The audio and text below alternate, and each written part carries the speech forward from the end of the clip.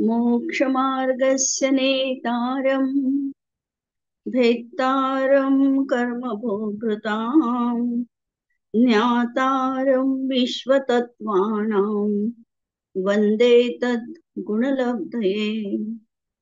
अंतिम शासननायक 1008 भगवान महावीर स्वामी की जय। द्वादशांग श्रुत देवी की जय। स्वाध्याय कक्ष संपेपर्यंत आपण सर्वांना चतुर्विध आहाराचा त्याग असणार आहे. आपण व्रतांचं स्वरूप बघतोय. श्रावकांची जी 12 प्रकारची व्रत सांगितलेली आहे, यामध्ये 5 अनुव्रत, 3 गुणव्रते आणि 4 शिक्षा व्रते, अशी 12 व्रते ही श्रावकांची व्रते सांगितलेली आहे.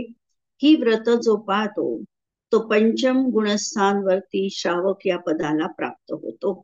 याच्यापैकी 5 अनुव्रत बघितली आपण आणि 3 गुणव्रत बघितली.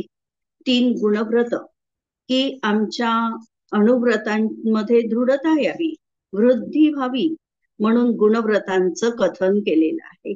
आणि याच्यामध्ये दिग्व्रत, देशव्रत आणि अनर्थदंड व्रत हे 3 प्रकारचे गुणव्रत आपण बघितले.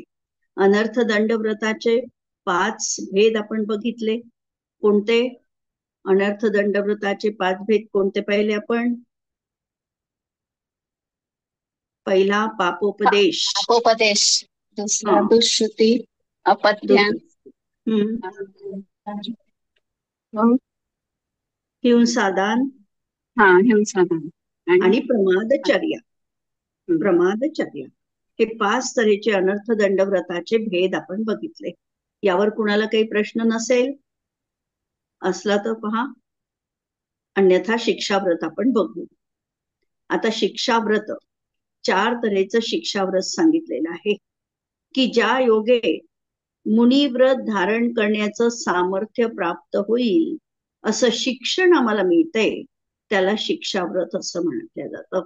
कारण जीवनामध्ये प्रत्येकाचं अंतिम ध्येय हे मोक्ष साध्य करणं हे आहे.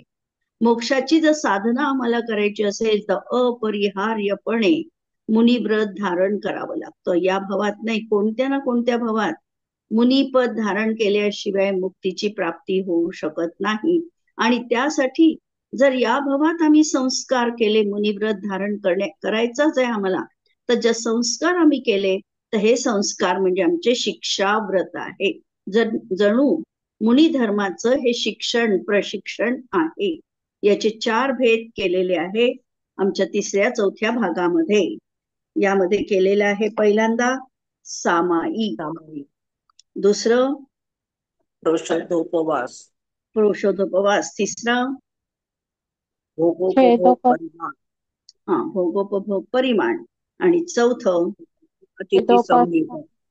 अतिथी संविभाग. 4 तऱ्हेचे शिक्षाव्रत सांगितलेले आहे. थोडा रत्नकरण शावकाचार मध्ये हा क्रम बदललेला आहे. रत्नकरण शावकाचार मध्ये गुणव्रतामध्ये दिग्व्रत, नंतर अनर्थदंडव्रत आणि भोगोपभोग परिमाण घेतलेलं आहे. थोडं रत्नकरण शावकाचार समंतभद्र आचार्यांनी गुणव्रतामध्ये दिग्व्रत घेतलेलं आहे, नंतर भोगोपभोग परिमाण घेतलेलं आहे आणि अनर्थदंडव्रत घेतलेलं आहे. आणि शिक्षाव्रतामध्ये त्यांनी देशव्रत जे आपण गुणव्रतामध्ये टाकलं होतं ते त्यांनी शिक्षाव्रतात टाकलं आणि त्याचं नाव दिलं देशावकाशिक व्रत. नंतर सामायिक भोगोपभोग परिमाण पहिले घेऊन टाकलेलं आहे, त्यामुळे प्रोषधोपवास आणि वैयावृत्त अशा तऱ्हेचा थोडा या ठिकाणी भेद केलेला आहे. आणि वैयावृत्त हे 4थं शिक्षाव्रत सांगून त्याची व्याप्ती अति विस्तृत केलेली आहे रत्नकरण शावकाचार मध्ये. त्यामुळे अशा प्रकारे हे त्यांनी थोडं बदल केलेला आहे. आपण 3ऱ्या-4थ्या भागाचाच त्या ठिकाणी आपण त्याच्याच माध्यमातून बघू. तर त्यांनी पहिल्यांदा सांगितलं सामायिक याचा अर्थ काय? सामायिकाचा अर्थ आपल्याला काय लक्षात येतो? समय म्हणजे आत्मा. या समयामध्ये किंवा सामायिक याच्यामध्ये समता भाव, समताभाव म्हणजे मोह क्षोभ रहित विहित परिणाम, राग द्वेष विरहित परिणाम, अशा या साम्य भावामध्ये जेवढा काळ आम्ही स्थित राहू शकतो ते आहे आमचं सामायिक. जे आपण पाठ म्हणतोय सामायिक पाठ, ही तर आमची सामायिकासाठीची पूर्व भूमिका आहे. आम्ही सामायिक केलं म्हणजे काय केलं, आम्ही पाठ म्हटला, 9 नमोकार मंत्र म्हटलं की आम्ही म्हणतो सामायिक हे झालं. ही सामायिकाची पूर्व पीठिका आहे. ही पीठिका पूर्ण झाल्यानंतर अत्यंत मौन अवस्थेमध्ये कोणत्याही तऱ्हेचा जल्प न ठेवता, नयनांचं स्थिरत्व साधून, हातावर हात ठेवून, कोणत्याही प्रकारचा उपसर्ग आला तरीही त्याला न दूर करता अंतर मनामध्ये स्थित होणं, मोह क्षोभ रहित अशा परिणामांमध्ये स्थित राहणं, ही आहे सामायिकाची भूमिका. हे आहे खरं सामायिक. म्हणून जो पाठ आम्ही म्हणत आहोत, ही पाठ म्हणणं आमची भूमिका झाली. आणि ज्या वेळेला आम्ही अशा तऱ्हेने आत्मस्वभावात तल्लीन राहू, साम्य भावामध्ये तल्लीन राहू, ते आमचं आहे सामायिक. सामायिकासाठी आम्ही नेहमी शब्द पण वापरतो दुसरा एक, कायोत्सर्ग झाला का. कायोत्सर्ग झाला का याचाही अर्थ लावताना आम्ही कोणत्याही तऱ्हेचा उपसर्ग आला असताना मी आत्ता आत्मतत्वामध्ये लवलीन असल्यामुळे ह्या उपसर्गाकडे माझं लक्ष नाही. आणि स्थिरता जी आहे ती आहे सामायिकाची भूमिका. म्हणजे या भूमिकेपर्यंत आम्हाला सामायिकाच्या माध्यमात पोहोचायचं आहे. सामायिकाची व्याख्या सांगताना रत्नकरण श्रावकाचार मध्ये समंतभद्र आचार्य देव सांगतात, 97वा श्लोक आहे, समय समय मुक्ती पंचाघानाम शेष भावेन सर्वत्र च सामायिका सामयिकम नाम शंसन्ति. काय सांगितलं, सामायिका. सामायिका हा याचा अर्थ समय म्हणजे शास्त्र, समय म्हणजे आत्मा, समय म्हणजे देवगुरु शास्त्र, या सगळ्यांना जाणणारे जे गणधरादी देव आहेत त्याला म्हटलंय सामायिका. आसमय मुक्ती, आसमय, आसमय याचा अर्थ समयापर्यंत, जो आम्ही वेळ निर्धारित केलेला आहे की मी एवढा काळ सामायिकात बसेल, त्याला म्हणायचं आसमय. जसं आसमुद्र म्हणजे समुद्रापर्यंत, आमरण, आमरण म्हणजे मरेपर्यंत, तसं आसमय म्हणजे समयाची जी मर्यादा ठरलेली आहे तो पर्यंत. मुक्ती कशापासून, तर अशेष भावेनं सर्वत्र पंच अघाना मुक्ती, संपूर्णपणे 5 पापांपासून पूर्णतः मुक्ती स्वीकारून जे काही सामायिक या नावाने म्हटल्या जातं किंवा केल्या जातं ते सामायिक म्हटल्या जातं. त्याला सामायिक असं नाव दिलेलं आहे. म्हणजे सामायिकामध्ये ठरविलेल्या मर्यादेपर्यंत हिंसादी 5 पापांचा मन वचन काय आणि कृतकारित अनुमोदना यांनी पूर्णतया त्याग करून समता भाव धारण करणे, याचं नाव आहे सामायिक, है ना. तर सामायिकामध्ये काय केलेलं आहे, समता भाव धारण करायचा आहे. सामायिकासाठी आम्हाला काही गोष्टी महत्वपूर्ण लक्षात घ्याव्या लागतात.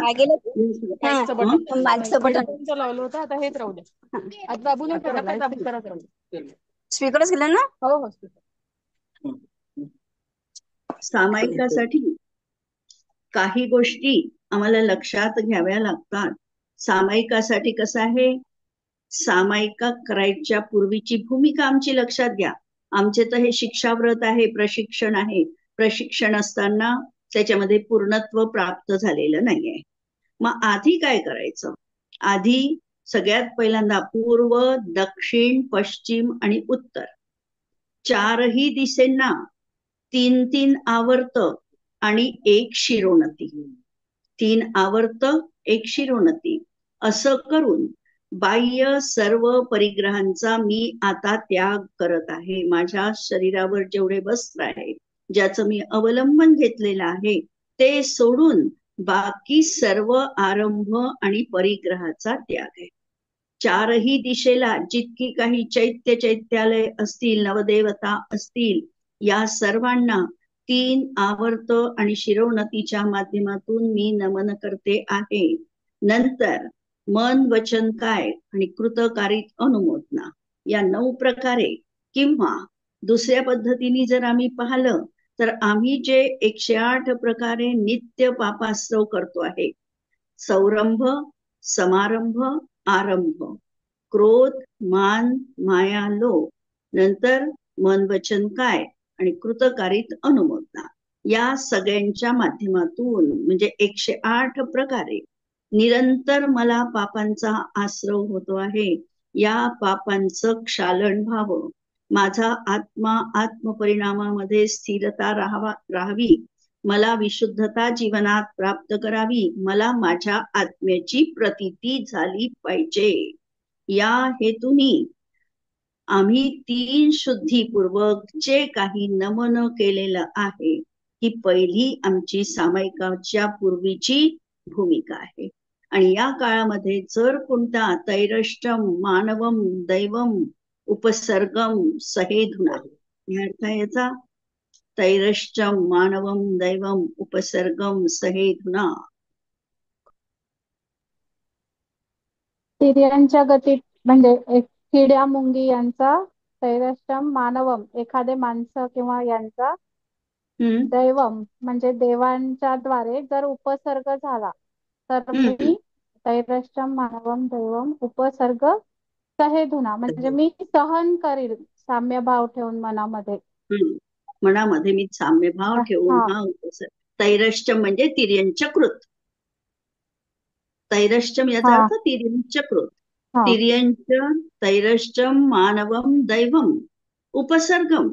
जर या कालावधीमध्ये माझ्यावर जर तिर्यंच, देव किंवा मानवकृत कोणताही जर उपसर्ग झाला तर मी तो साम्यभाव ठेवून सहन करेल, त्याचा मी प्रतिकार करणार नाही. अशा प्रकारची प्रतिज्ञा घेऊन आत्मपरिणामांमध्ये उत्तरोत्तर विशुद्धता वाढवीत जाण्यासाठी हा सामायिक पाठ आणि सामायिकाचं प्रक्रिया मी अभ्यास रूपाने करते आहे. मला सामायिक प्रतिमा नाही आहे, किंवा 12 व्रतामधलं शिक्षा व्रत पण मी अजून स्वीकारलेलं नाही आहे, आणि तरी देखील मी आता अशा प्रकारची भूमिका सादर केलेली आहे. हे आहे सामायिक. सामायिक करत असताना काय काय महत्वपूर्ण गोष्टी पाहायच्या मला? द्रव्य, क्षेत्र, काल, भाव, हे सगळं आम्हाला सामायिकासाठी आम्हाला क्षेत्र जे निवडायचं आहे ते कसं निवडायचं आहे? सामायिकासाठी क्षेत्र जे निवडायचं आहे हे कसं निवडायचं आहे? ज्या ठिकाणी एकांत, ज्या ठिकाणी कोणत्याही तऱ्हेचा उपद्रव असणार नाही, डासांचा प्रादुर्भाव जास्त प्रमाणात असणार नाही, अशा प्रकारचं योग्य क्षेत्र निवडायचंय. नंतर योग्य काल. सामायिकासाठी सगळ्यात योग्य काल कोणता सांगितलेला आहे. ही प्रक्रिया मी जास्त घेणार आहे खोलामध्ये सामायिकाची, यासाठी की आम्हाला या सामायिकाच्या माध्यमातूनच आत्मप्रतीती होऊ शकते, म्हणून हा भाग महत्वपूर्ण आहे. काल कोणता घ्यायचा सामायिकाचा? ब्रह्मकाल. ब्रह्मकाल. ब्रह्मकाल बरोबर आहे, पण तो झाला फक्त सकाळी. ब्राह्मे मुहूर्त उत्थाय म्हणतो आम्ही. तर दुपार, संध्याकाळ. हा, दुपारचा, संध्याकाळचा आम्ही ठोका म्हणून हे बरोबर आहे. परंतु आता थोडं विशेष पाहायचं असेल तर ज्या वेळेला सूर्य उगवतो त्याच्या आधीचा काळ आणि नंतरचा काळ, म्हणजे 2 प्रहर आधी आणि 2 प्रहर नंतर, म्हणजे 24 मिनिटं आधी आणि 24 मिनिटं नंतर. सूर्योदयाच्या आमचा हा काळ दररोज कॉन्स्टंट राहणार नाही. सामायिकाचा जो सकाळचा काळ आहे हा कॉन्स्टंट नाही. सूर्योदयापासून ही गिनती करायची. सूर्योदयाच्या 24 मिनिटं आधी आणि सूर्योदयानंतर 24 मिनिटं, अशा प्रकारचा हा 48 मिनिटाचा जो कालावधी सांगितलाय हा सामायिकासाठी अत्यंत उत्कृष्ट कालावधी सांगितलाय.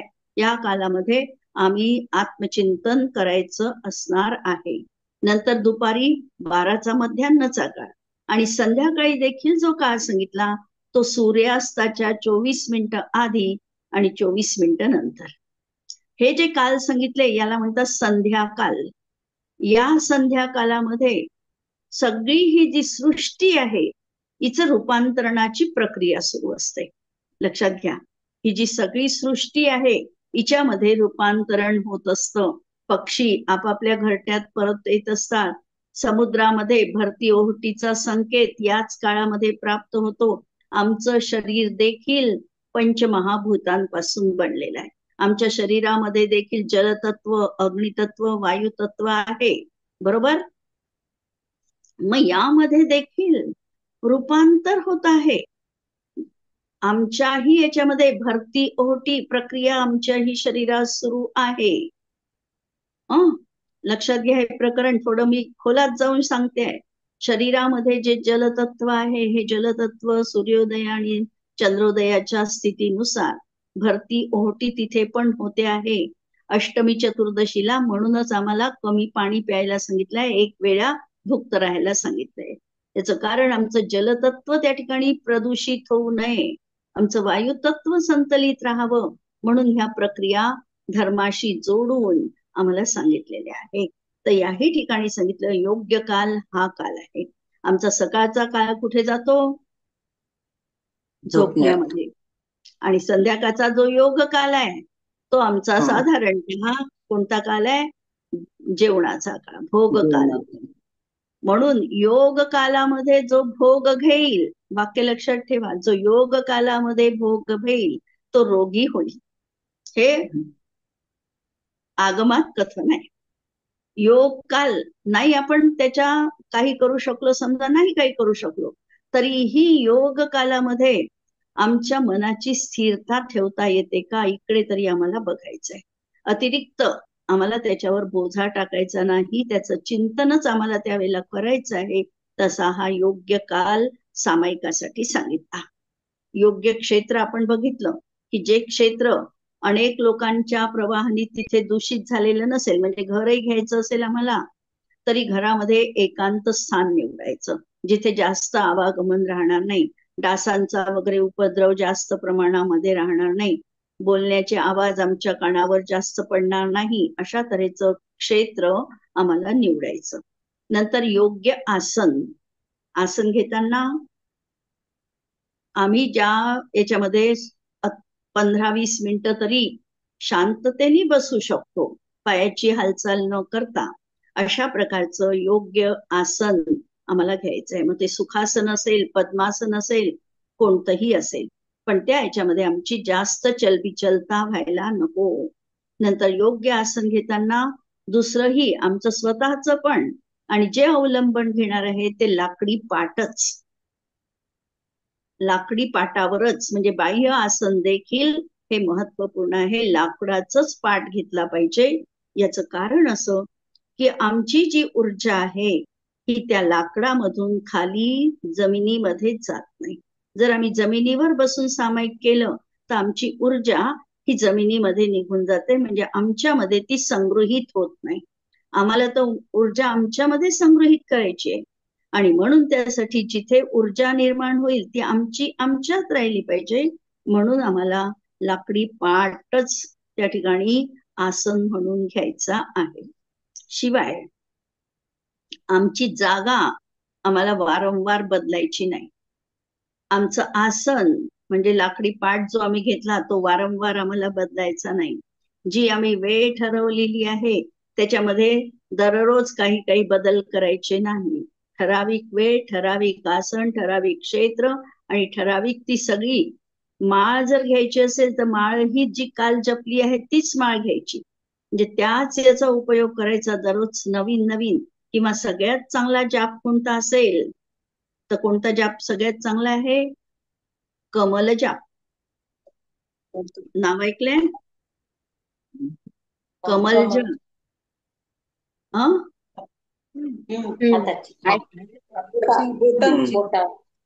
कमल जाप म्हणजे काय? मनावर कमळाचं एक स्थापना करायची आणि मग त्या म्हणजे एक एक पाकळीवर तो जाप करत जायचा. हा, म्हणजे आमच्या हृदयस्थानावर अष्टदल कमलाच्या आकाराचं मन घ्यायचं. अष्टदल फुललेलं प्रफुल्लित कमल आहे असं मन घेतलं, म्हणजे कमल घेतलं आम्ही. कमल घेतलं तर त्याला पाकळ्या किती घ्यायच्या? एक आणि सेंटरची एक मधली 9. आणि या प्रत्येक पाकळीवर 12-12 बिंदू कल्पायचे आणि असे एक एक पाकळी पूर्ण करायची. आणि असे हे 108 पद्धतीने जाप करायचा. आणि कमल जाप करताना एकीकडून 6 आणि एकीकडून 6 असे 12 बिंदू कल्पायचे एका पाकळीवर. अशा पाकळ्या 8 घ्यायच्या आणि मध्यभागी ते मधलं गोल त्याच्यावर परत 12 बिंदू ठेवायचे. अशा तऱ्हेने एका कमल पंखुडीवर जाप करत करत हा आमचा जाप पूर्ण करायचा. हा सगळ्यात उत्कृष्ट पद्धती कमल जापची म्हणतीये. तर ते 12 बिंदू जे घ्यायचे तर ते असं स्वस्तिक आहे का की स्वस्तिक काही नाही, नॉर्मल घ्यायचे. इकडनं 6 टाका, इकडनं 6 टाका. आणि आपण एकेका बिंदू पासून पुढे सरकतोय. 6 बिंदू पर्यंत आलो, मग परत इकडले 6 बिंदू. अशी एक पाकळी झाली. मग दुसरी. आणि 8 पाकळ्या आहे, म्हणजे 4 दिशा आणि 4 दिशा. अशा 8 पाकळ्या गृहीत धरायच्या. समजा आता आम्ही पूर्वकडली पाकळी घेतलीये. पूर्वकडली पाकळी घेतली की 12 मणी ते करून घ्यायचे. नंतर आम्ही आलो ईशान्य कोपऱ्यात. ईशान्य कोपऱ्यातले 12 करायचे. मग आलो आम्ही इकडे कुठे? नाही, नैऋत्य कोपरा झाला. पूर्व नंतर नैऋत्य कोपरा, आग्नेय होईल. आग्नेय नंतर पश्चिम. अशा प्रकारे हे पूर्ण करत जायचं. आणि हे पूर्ण केलं की आमचा एक कमलजाप म्हणजे 108 मण्यांची माळ आमची पूर्ण झाली. सगळ्यात उत्कृष्ट आणि मनाला स्थिर करण्याचा हा सगळ्यात चांगला उपाय आहे. आता कमलजाप आम्हाला समजा अवघड वाटतोय, तर मग आम्ही काय करायचं? मग अंगुली जाप सांगितला. दुसऱ्या पद्धतीवर कोणता सांगितला? अंगुली जाप. म्हणजे आमच्या हाताच्याच बोटांवर आम्ही 12 या बोटावर चिंतन करायचं आणि इकडले 9 घ्यायचे. नेहमीचे नॉर्मल 9 झाले की तिकडली एक पेर आमचा दुसरा घ्यायचा. अशा तऱ्हेने आम्ही हा अंगुली जाप करायचा. तसा अंगुली जाप मध्ये आम्ही स्थिर राहू शकतो आणि जमू पण शकतो, म्हणून आपण अंगुली जाप पण करू शकतो. आणि तिसऱ्या नंबरवर सांगितलं माला जाप. किंवा तुम्ही अंगुली जाप पण नाही करू शकत, कमल जाप पण नाही करता येत, तुम्हाला इतकं स्थिरता नाहीये, मग तुम्ही हातात माळ घ्या आणि माळ जप घेतल्यानंतर आमच्या नखांचा स्पर्श त्या मण्याला न करता मधला बोट आणि अंगठा याच्या माध्यमातून आम्हाला तो मणी एक एक ओढायचा आहे. माळ जपताना नखाचा स्पर्श त्या मण्याला करायचा नाही. आणि मधला बोट आमचं म्हणजे तर्जनी आणि अंगठा याच्या माध्यमातून आम्हाला ती माळा पूर्ण करायची आहे. किंवा तर्जनी घेऊ शकतो आम्ही. 2 पद्धतीने आम्हाला ती माळ एक एक मणी करून 108 वेळा पूर्ण करायची आहे. हे आमचं झालं त्या ठिकाणी अवलंबन. माळा पण तीच. नंतर योग्य विनय करायचा. विनय करायचा म्हणजे प्रथमतः देव, शास्त्र, गुरु यांची वंदना करायची आणि सामायिकाचा संकल्प करायचा. आणि संकल्पपूर्वक आम्ही सामायिकाच्या प्रक्रियेमध्ये लीन व्हायचं. यासाठी परत 3 शुद्धी, मनशुद्धी, मनाच्या अत्यंत शुद्धीपूर्वक जाप करायचा आहे. नंतर वचन शुद्धी.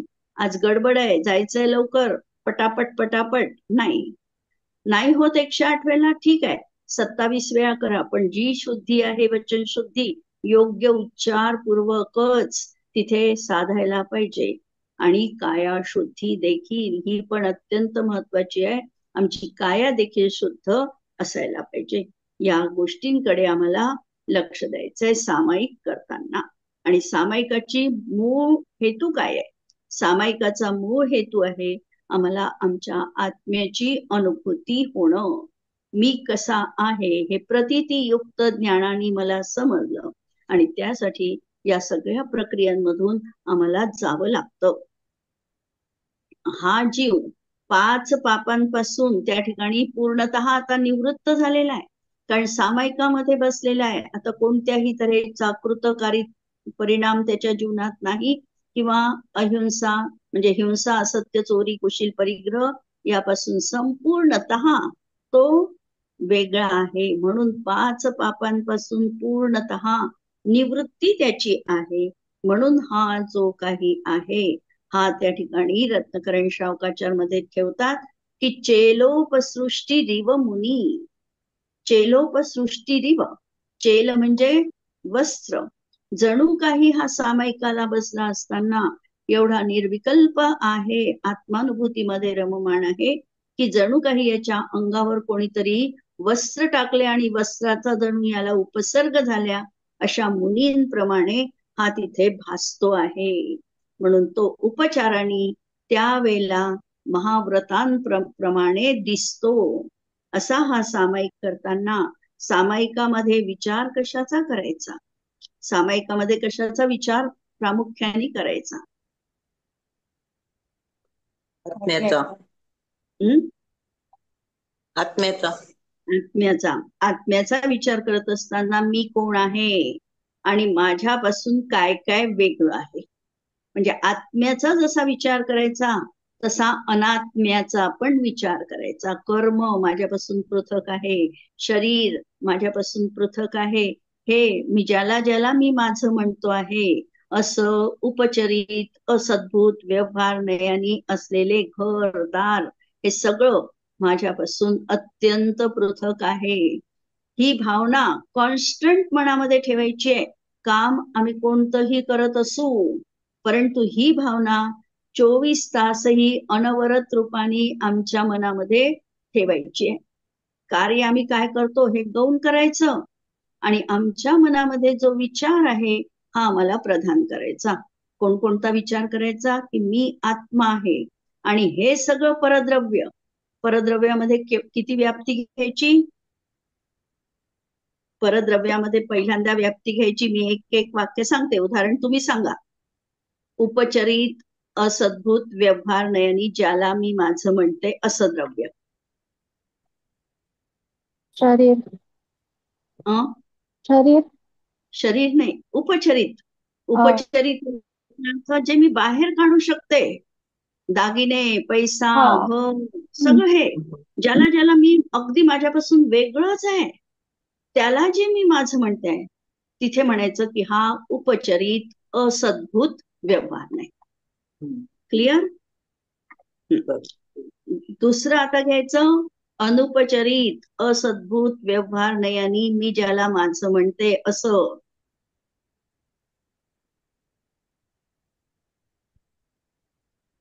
असं काय?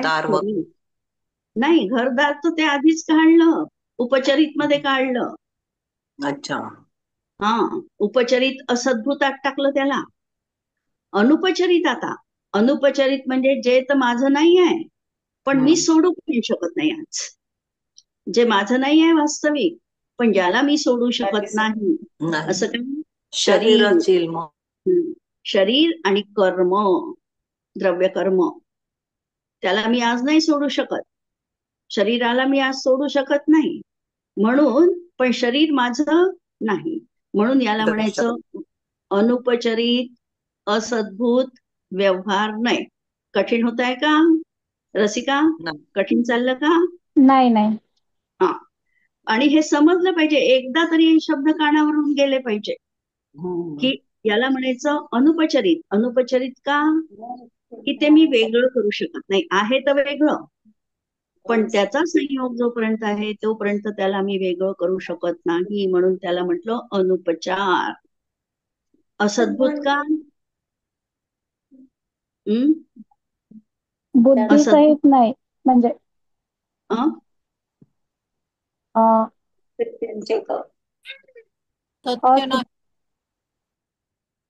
नाही, नीट ऐकू नाही आलं. जे आमचं नाही आहे आणि त्याला आम्ही आमचं म्हणतो तो असद्भूतपणा झाला. जे माझं नाही आहे आणि तरी मी माझं म्हणते. शरीराला मी माझं म्हणते ना, म्हणणं आत्ता मांडणं थोडं वेगळं. म्हणते ना, मग हे आमचं कथन कसं झालं? खोटं झालं. नाही आहे ते माझं, आणि तरीही म्हणते आहे, म्हणून ते झालं असद्भूत. आणि म्हणून तो विषय झाला असद्भूत नयाचा. आणि पण कसा झाला? मला वेगळं नाही करता येत, म्हणून त्याला म्हटलं अनुपचरी. मला आपल्या मनात अशी भीती का बरं? हम्म? हम्म. ठीक आहे. हो. तुम्ही विचारा ना. आपल्या मनात असं का भीती असते? विचारा ना. आपल्या मनात भीती का बरं? असं असं होईल तसं होईल असं भीती का बरं? आपले कर्म अशी हे व्हायचे का? मला नाही कळलं. भीती काय ते आपल्या मनात भीती कशी वाटते? आपल्याला आता असं वाटते हे होईल का, ते होईल का, असं काही होईल का वाईट, असं असे कर्म आपले आडवे येतात का? हो. कर्म आडवेत असेल कर्म. ते विचार. म्हणून आत्म्यासंबंधीचा विचार आणि अनात्म्यासंबंधीचा सामायिकामध्ये विचार करायचा. मी कोण नाही आणि कोण आहे, दोन्ही. कारण बिन जाने ते दोष गुण नको कैसे तजिये गहिये. दोष आणि गुण दोन्ही जाणल्याशिवाय आम्हाला गुणांना जवळ करता येणार नाही, दोषांना निष्कासित करता येत नाही. म्हणून दोन्हीचंही ज्ञान आम्हाला पाहिजे. म्हणून आत्मा आणि अनात्मा दोघांचंही जाणणं आम्हाला असलं पाहिजे. नंतर आम्ही 12 अणुप्रेक्षांचं चिंतन मनात करायचं. अशरण ह्या सगळ्या ज्या सांगितल्या आहे, संसार अणुप्रेक्षा, धर्मानुप्रेक्षा, लोकानुप्रेक्षा, यापैकी जेवढं आम्हाला शक्य आहे याचं चिंतन आम्ही करायला पाहिजे. अशा तऱ्हेने हा सामायिकाच्या काळामध्ये जो जीवाचा विचार असतो हा आहे सामायिक आमचं कोणतं? शिक्षाव्रतामधलं पहिलं शिक्षाव्रत. शिवाय आम्ही आमच्या मनामध्ये हा जो पिरियड आहे, कोणता? संक्रमणाचा पिरियड म्हणतो, किंवा सूर्योदयाचा, आणि तो जो पिरियड सांगितलेला आहे हाच पिरियड सामायिकासाठी का घ्यायचा? याही अवस्थेमध्ये आमच्या शरीरामध्ये देखील तशा प्रकारे शुद्ध आत्मतत्वाकडे जाण्याचे त्या ठिकाणी चान्सेस जास्त आहे. आम्ही लवकर त्या समयामध्ये आत्मतत्वाची प्रतीती करू शकतो तेवढ्या काळात, आणि म्हणून आम्हाला तोच काळ सामायिकासाठी घ्यायला सांगितलेला आहे, संक्रमण काळ. कारण त्यामधून जीवसृष्टी जशी एका याच्यातून दुसऱ्या याच्यामध्ये परिवर्तित होते, तसा आमचा शरीराचा प्रवाह देखील अशा तऱ्हेने रूपांतरित तिथे होतो, आणि मग त्याला योग्य दिशा मिळाली तर तो तिकडे जाऊ शकतो. म्हणून हाच काळ आम्हाला सामायिकासाठी सांगितलेला आहे. ठीक आहे. यावर कुणाला काही प्रश्न?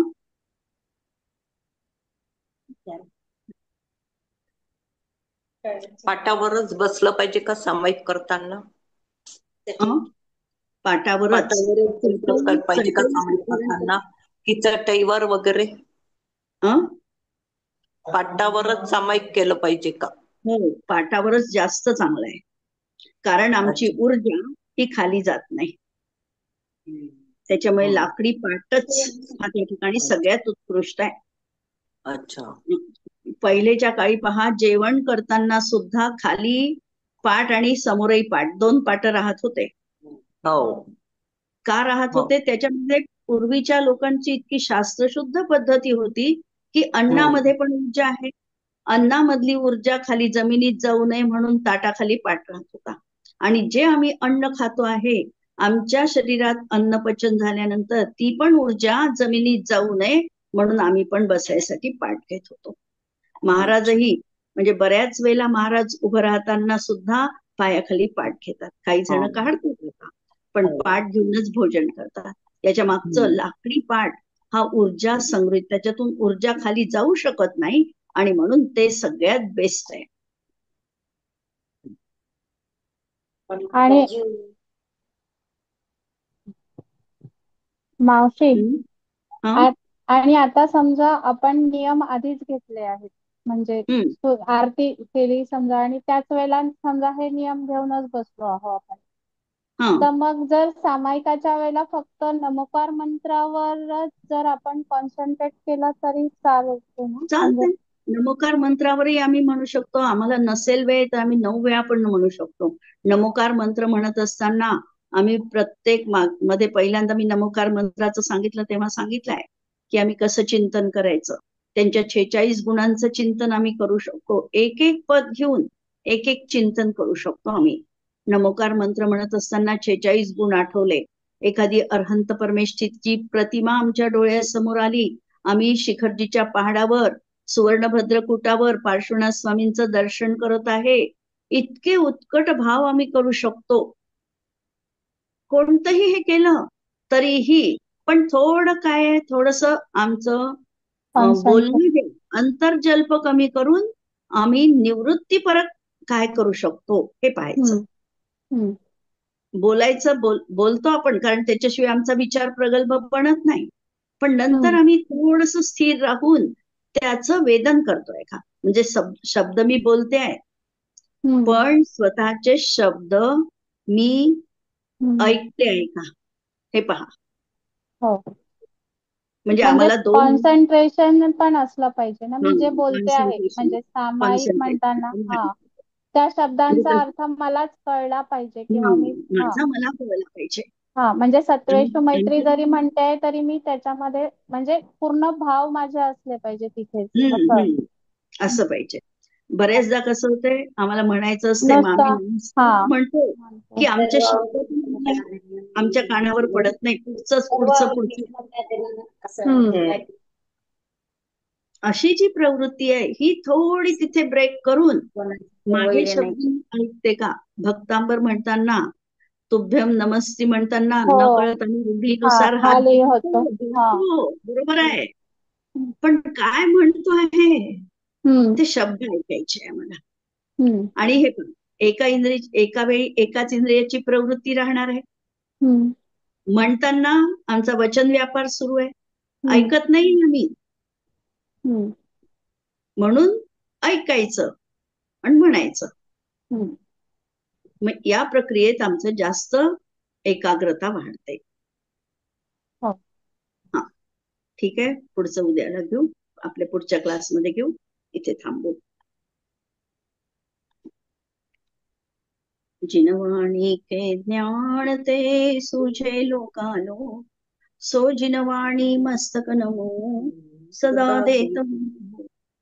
नमो हरिहंताणं नमो सिद्धाणं नमो आयर्यं नमो गच्छायाणं नमो संवसारणं. सर्वांना जय जिनेंद्र.